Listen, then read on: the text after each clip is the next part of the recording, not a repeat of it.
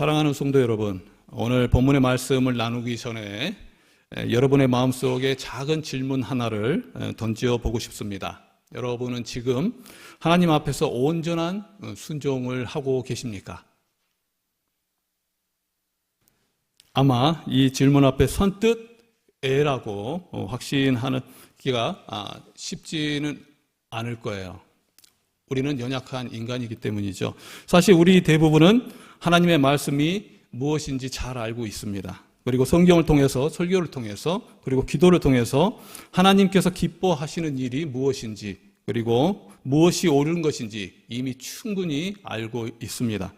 신앙인으로서 세상에서 정직하게 살아야 하고 또 성실하게 빛과 소금과 같은 역할을 하면서 살아야 한다는 그 당위성도 우리들은 머릿속에 깊이 알고 있어요.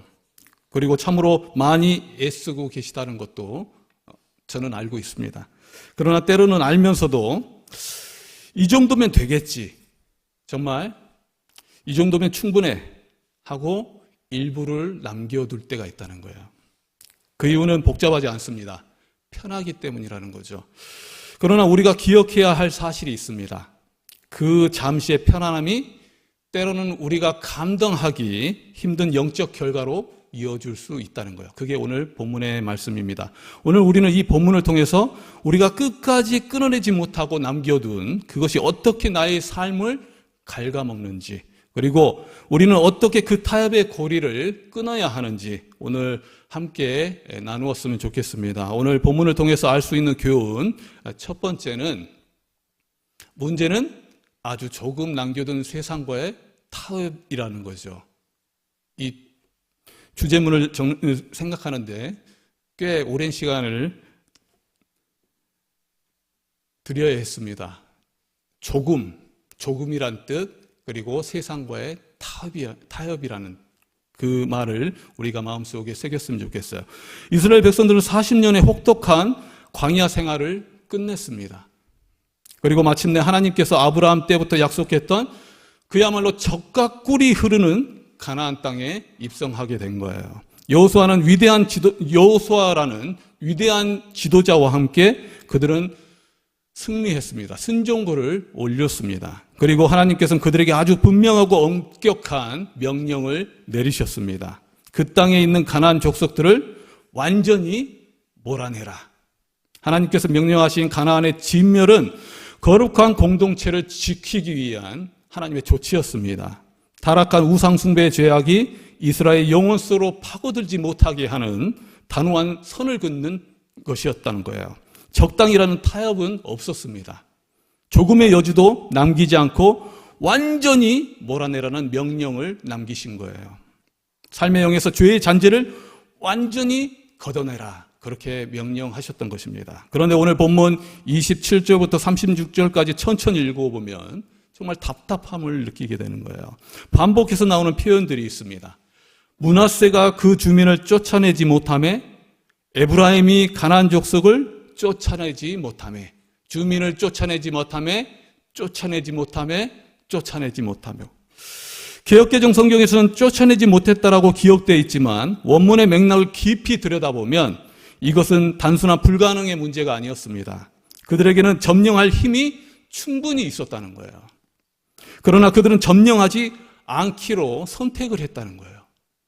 이것은 능력이 부족해서 생긴 문제가 아니라 명령에 불순종한 것이었습니다. 28절이 그 결정적인 증거를 제시하고 있다는 거예요. 다 같이 한번 읽겠습니다. 이스라엘이 강성한 후에야 가나안 족속에게 노역을 시켰고. 이 구절을 살펴보면 가나안 족속을 노역자로 부릴 만큼 힘이 있었음에도 불구하고 하나님이 명령하신 진멸하는 명령에 순종하지 않았다는 거예요. 성도 여러분, 이스라엘은 힘이 없어서 쫓아내지 못한 것이 아니었습니다. 이제는 강성했다고 그랬어요. 힘이 생겼다고 그랬습니다. 전쟁에서 이겼고 강성해졌습니다. 그런데도 그들을 쫓아내지 않아버린 거예요. 왜 그랬을까요? 왜 하나님의 명령을 알면서도 그들은 끝까지 순종하지 않았을까요? 그들이 멈춰선 이유는 실로 단순했습니다. 가나안을 완전히 몰아내는 일은 피곤했기 때문이에요. 전쟁을 끝까지 치러야 하는 피로감과 또 목숨을 걸어야 하는 위험을 감수하기보다 그들은 적당한 타협을 선택했던 것입니다. 그런데 막상 살려두고 보니 세상이 이보다 편리한 게 없는 거예요.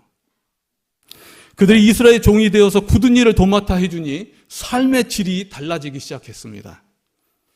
경제적 이득이 있었고 풍부한 인력이 있었고 또 꼬박꼬박 들어오는 세금까지 있었습니다. 거룩함을 지키기 위한 투쟁보다 재화의 공존이 주는 달콤한 유익이 그들의 눈에 들어오기 시작한 거예요. 결국 이스라엘은 정말 이 정도면 충분하지. 완전히 쫓아내는 건 너무 소모적이야. 그리고 저들을 종으로 부리는 게 우리에게 훨씬 이득이야. 하나님도 우리가 고생한 걸 아시니까 이해해 주실 거야. 결국 그들은 쫓아내지 못한 것이 아니라 쫓아내지 않았던 것입니다. 성도 여러분, 그들은 세상과 타협한 것이었어요.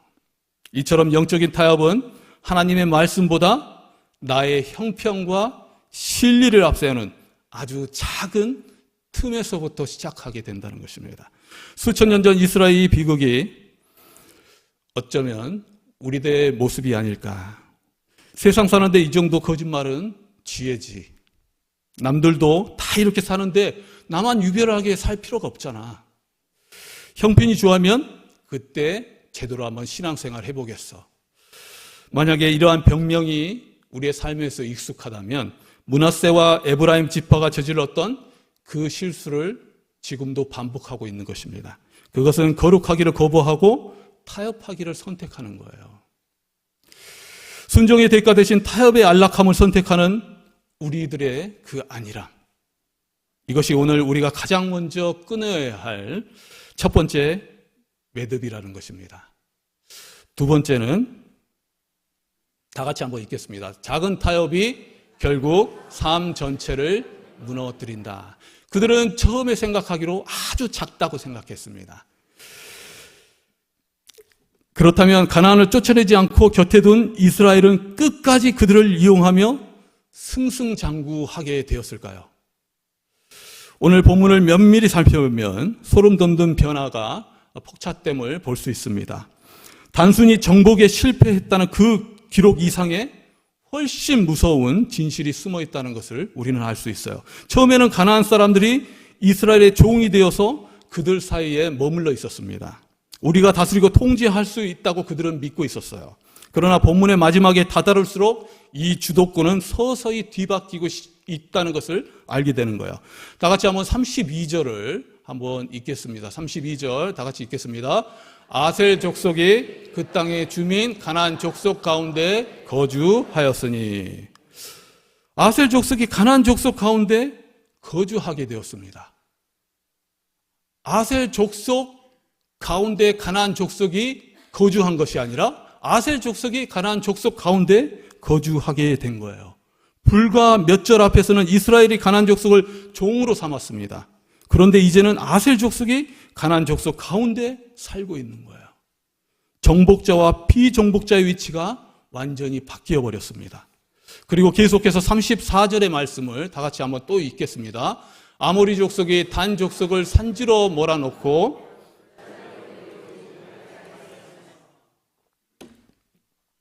이스라엘이 가나안을 몰아내야 했는데 이제는 반대로 가나안의 아모리 족속이 이스라엘의 단 지파를 몰아내고 있는 거예요. 더 이상 이스라엘은 정복자가 아니었습니다. 그들은 산속으로 쫓겨난 피난민이 되어버린 거예요. 주인이 아니었습니다. 타협의 결말은 이처럼 처참한 결과로 이어졌다는 거예요. 내가 끊어내지 않은 것이 결국 나를 끊어내버리는 거예요. 내가 쫓아내지 않은 것이 결국 나를 쫓아내버린 것입니다. 이것이 바로 세상과 타협할 때 나타나는 무서운 생리라는 거죠. 그런데 죄는 결코 서두르지 않는다는 거예요. 아주 천천히, 그러나 필연적으로 우리를 무너뜨리기 시작합니다. 처음에는 내가 상황을 통제하고 있다고 착각합니다. 내가 주인이야. 언제든 멈출 수 있어. 그렇게 자신을 하죠. 하지만 어느 순간 주인과 종의 자리는 뒤바뀌기 시작합니다. 내가 부리던 그것이 이제는 나의 아침을, 나의 결정을, 나의 관계를, 나의 예배를 지배하기 시작하는 거야. 내가 그것을 소유한 것이 아니라 어느덧 그것이 나를 소유하기 시작하는 거야. 그런데 여기서 멈추지 않습니다. 남겨둔 것은 주도권만 뺏기는 것이 아니에요. 결국 삶 전체를 무너뜨리는 것입니다. 하지만 하나님은 이미 그 결말을 알고 계셨어요. 사사기 2장 3절의 말씀은 하나님이 우리들에게 경고의 말씀입니다. 그러므로 다 같이 한번 읽겠습니다. 그러므로 내가 또 말하기를 내가 그들을 너희 앞에서 쫓아내지 아니하리니 그들이 너희 옆구리에 가시가 될 것이며 그들의 신들이 너희에게 올무가 되리라 하였노라. 얼마나 정확한 예언입니까? 처음에는 약간의 불편함이었습니다. 그런데 그것이 결국 올무, 즉 덫이 되는 거예요. 발을 묶어버리는 함정이 되어버리는 것입니다. 예전 동물이 나오는 프로그램에서 덫을 본 적이 있는데 철컥 소리를 내면서 동물을 확 물어버리는 거예요. 도저히 거기서 빠져나올 수 없습니다. 그런데 바로 그러한 올무가 되어버린다는 거죠. 그리고 가시가 옆구리에 찔렸을 때 그 고통을 한번 생각해 봤으면 좋겠습니다. 숨을 쉴 때마다 몸을 조금만 움직일 때마다 옆에 있는 가시는 통증을 유발합니다. 온몸을 아프게 하는 거예요. 우리가 끝내 버리지 않고 남겨둔 그 타협의 조각들이 바로 그러한 존재가 되어버린다는 거죠. 처음엔 그저 저들이 섬기는 바알과 아세라는 풍요를 준다는데 한번 가서 봐볼까? 그런 호기심으로 시작했을 것입니다. 그런데 그 다음에는 하나님도 섬기지만 세상에서 잘 살려면 저들의 농사법과 종교의식쯤은 참고할 수 있잖아. 그렇게 생각하게 되는 거예요. 그리고 혼합주의로 서서히 나가기 시작합니다. 결국 나중에 하나님께로 나아가려 할 때마다 올무가 되어서 발을 붙잡기 시작합니다. 그리고 가시가 되어서 영혼의 가장 아픈 부분을 사정없이 찔러대기 시작하는 거예요. 그리고 결국 사사기 2장 11절부터 12절까지의 말씀은 비극적 결말을 선언합니다. 다 같이 한번 사사기 2장 11절부터 12절까지의 말씀을 읽겠습니다. 이스라엘 자손이 여호와의 목전에 악을 행하여 바알들을 섬기며 애굽 땅에서 그들을 인도하여 내신 그들의 조상들의 하나님 여호와를 버리고 다른 신들 곧 그들의 주위에 있는 백성의 신들을 따라 그들에게 절하여 여호와를 진노하시게 하였습니다. 결국 이스라엘은 하나님을 버렸습니다. 단지 가나안 사람 몇 명을 남겨둔 것이 참혹한 결론으로 이어졌던 거예요. 작은 타협 하나가 결국 하나님의 관계를 파괴해버렸다는 것입니다. 나중에는 혼인을 통해서 그리고 관계를 통해서 문화를 통해서 이스라엘 정체성 자체가 지워지기 시작하는 거예요. 이스라엘은 이제 하나님의 백성이라는 거룩한 정체성을 잃어버리고 가나안과 구분되지 않는 존재가 점차 되어갔던 거예요. 성도 여러분, 우리는 이전보다 훨씬 풍요롭고 살기 좋은 세상을 지나고 있습니다. 신앙생활을 위한 환경 또한 어느 시대보다 완벽하게 갖춰진 듯 보여요. 그러나 역설적이게도 지금은 어느 때보다 위험한 시대입니다. 과거에는 신앙을 지키기 위해서 목숨을 걸어야 했습니다. 박해와 핍박이 눈앞에 버티고 있었기에 성도들은 자신이 어디에 서 있는지 분명히 알았다는 거예요. 그러나 지금은 다릅니다. 아무도 우리에게 칼을 들이밀지 않습니다. 아무도 우리에게 믿음을 버리라고 강요하지 않습니다. 그저 조금씩 아주 자연스럽게 세상의 방식이 우리의 삶 속으로 스며 들어오기 시작하는 거예요. 세상과 전혀 구별되지 않는 삶이 당연함으로 통용되는 시대. 그것이 오늘 우리가 살아가는 현실이라는 것입니다. 영적 가나안이 여기저기 자리 잡고 있는 거예요. 폭풍우가 몰아쳐도 뿌리만 깊다면 나무는 꺾이지 않습니다. 줄기가 꺾여도 다시 새수는 돋아나게 되어 있어요. 그러나 병충해는 다릅니다. 속이 썩어가는 나무는 겉보기에 멀쩡해 보일지 몰라도 더 이상 생명을 키워내지 못하는 거예요. 눈에 보이는 거창한 시련이 없기에 우리는 괜찮다고 착각할 수 있습니다. 그러나 죄는 나병처럼 우리를 무감각하게 만들어버린 거예요. 코가 떨어지고 귀가 떨어지는데도 무감각해서 모르는 것입니다. 소름 끼치는 무감각으로 만들어버리는 거예요. 점점 그것도 조금씩 소리 없이 무너지게 만든다는 거죠. 죄는 제거의 대상일 뿐 절대 공존의 대상이 아니라는 거예요. 죄는 암세포와 같아서 반드시 온몸으로 퍼지게 되어 있습니다. 그리고 남겨둔 타협은 결국 우리를 몰아내고 삶의 주인이 되어버린다는 거예요. 하나님께서 허락하신 영적 주도권, 그 존귀한 자리를 야금야금 빼앗겨버린다는 것입니다. 이것이 우리가 오늘 그 위험한 타협의 울타리를 허물고 오직 하나님의 말씀 앞에 서야 하는 이유라는 거예요. 우리 모든 성도분들은 그런 말씀 앞에서는 정말 말씀 앞에 서서 거뜬히 믿음으로 서내는 그러한 성도분 모두 되시기를 주님의 이름으로 축원합니다. 여기서 우리는 조금 더 깊은 묵상의 자리로 나아가기 원합니다. 이스라엘 백성들의 행동을 객관적으로 평가해 본다면 그들은 완전히 불순종한 것은 아니었습니다. 그들은 하나님의 명령에 따라서 위험한 가나안 땅으로 들어갔어요. 무서운 철병대를 가진 적들과 싸워야 했습니다. 그리고 상당 부분의 땅을 정복했습니다. 그들은 아마 스스로를 대견하게 생각했을 거예요. 이 정도면 훌륭하지. 90% 이상은 정복했잖아. 그리고 나머지 몇 군데 남겨둔 건 전략적 선택이야. 그렇게 그들은 생각했을 거예요. 하지만 여러분, 하나님께서는 그것을 결코 순종으로 보지 않았다는 거예요. 그 이유는 하나님 앞에서는 거의 순종이라는 단어는 없기 때문입니다. 우리의 신앙생활을 하면서 자기 합리화 유혹에 자주 빠질 때가 있습니다. 작은 한 가지 순종하지 못한 건 전체에 비하면 아주 작은 부분이라고 생각할 수 있기 때문이죠. 나는 전반적으로 믿음이 좋아. 다만 이 영역에서만 조금 약할 뿐이야 라고 생각하면 안 된다는 거죠. 이스라엘의 잘못은 무엇이었습니까? 하나님이 주신 은혜를 자기 이익과 경제적 가치만을 쫓는 데만 썼다는 거예요. 하나님을 수단화한 것입니다. 하나님이 경배의 대상이 아니라 자신의 탐심을 위한 수단이 되어버렸다는 거예요. 여러분, 우리는 이것을 가리켜서 뭐라고 합니까? 탐심을 가지고 수단화해버리는 것. 이걸 뭐라고 합니까? 바로 우상숭배라고 하는 거예요. 그들은 부분 순종이 아니라 바로 불순종한 것이었습니다. 순종은 하나님의 주권을 100% 인정할 때에만 성립된다는 거예요.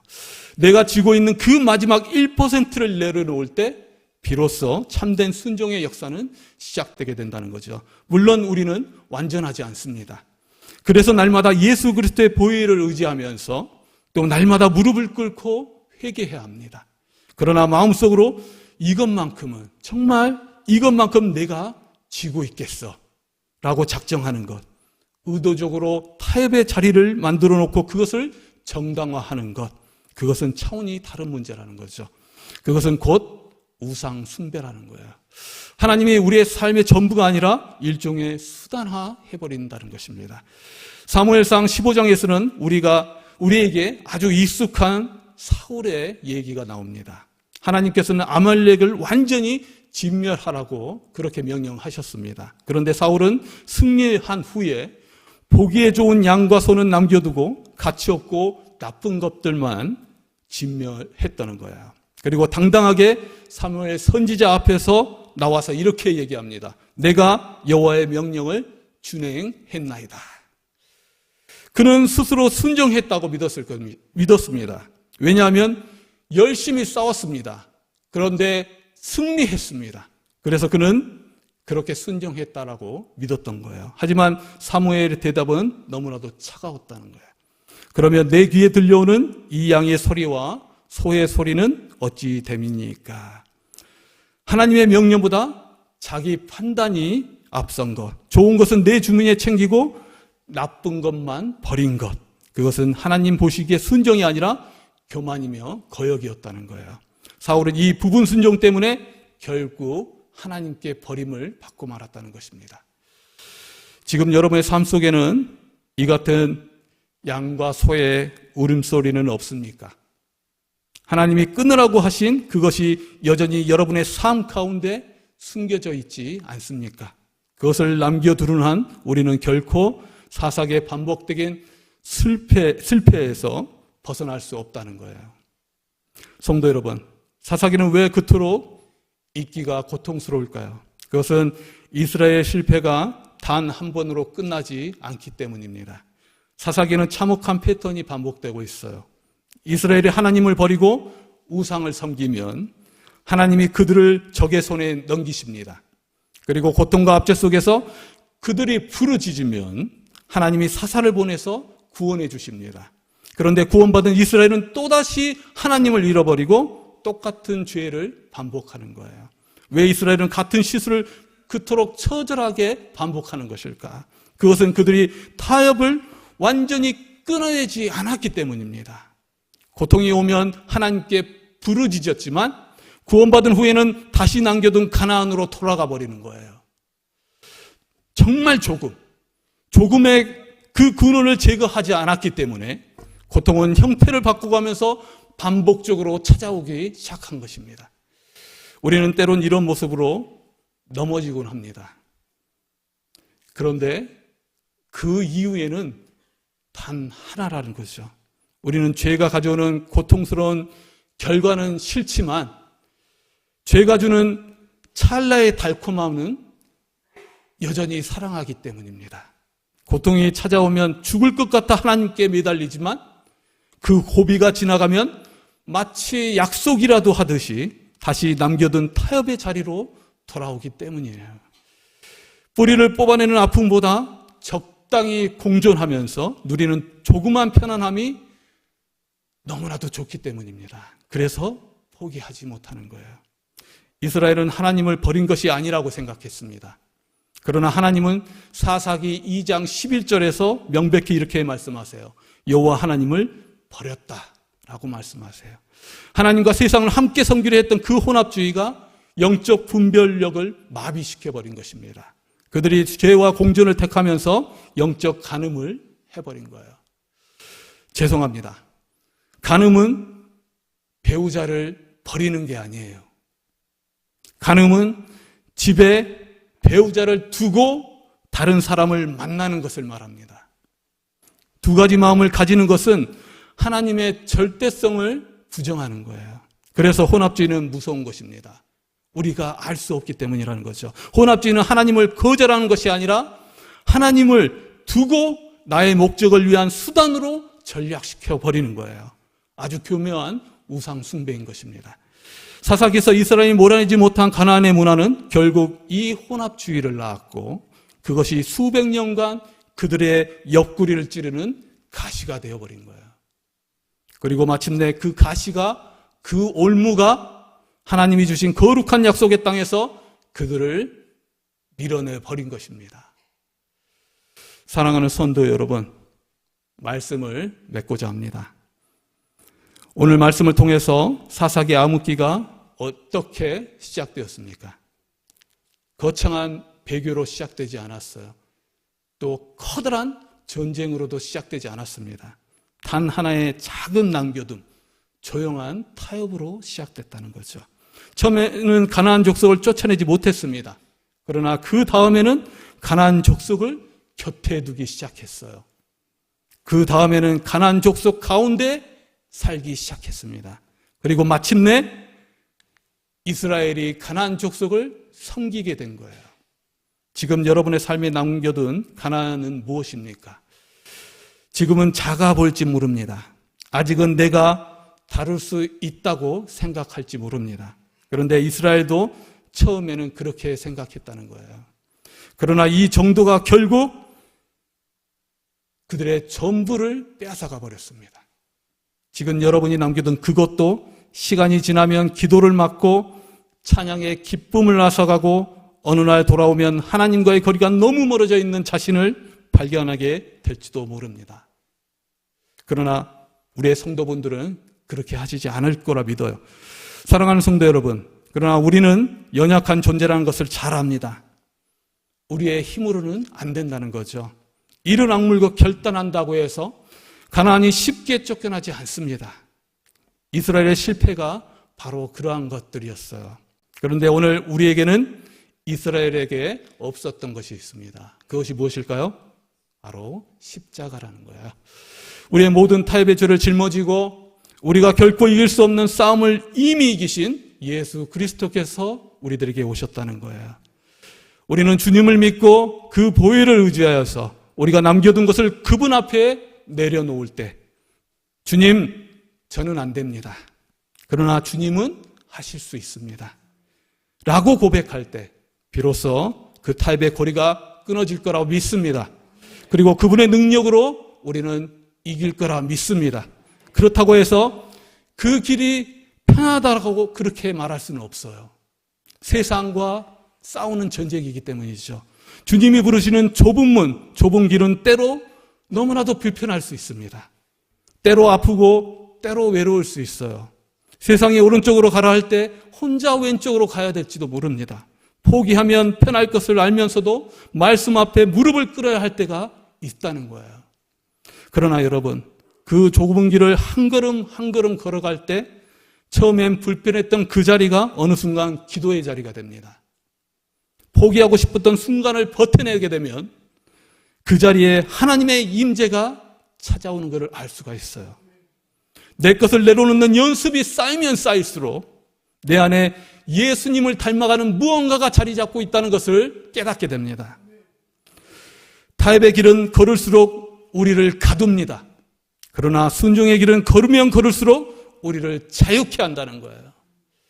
그렇게 주님과 함께하며 우리는 점점 자라는 것입니다.